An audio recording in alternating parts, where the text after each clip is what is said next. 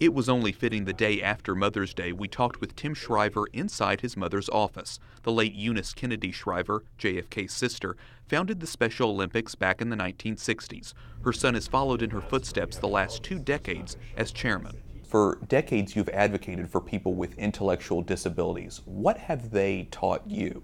What people with Down syndrome or autism or Williams syndrome or other kinds of developmental disabilities always ask me in a way is, why have you cut me out? What is it about me that scares you? And can't you see the human spirit in me too? The full title of your book is Fully Alive, Discovering What Matters Most. In a nutshell, what does matter most in life? I just want people to believe that God is in everything.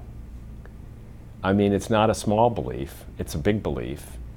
It's a belief that I think is at the heart of the gospel. Let's talk about your Catholic upbringing. How has that impacted the way you view the world? How has it impacted your life?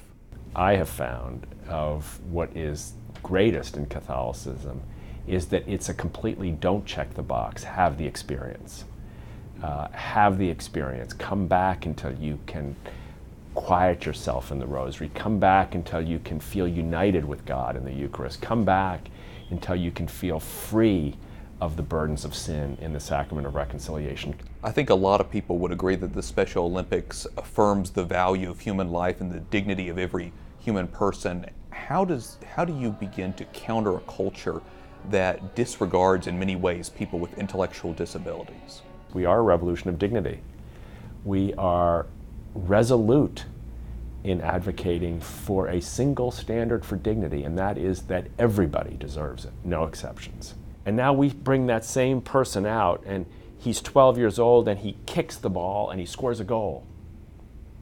And he's no longer a label, and he's no longer a diagnosis, and he's no longer a syndrome. He's a champion.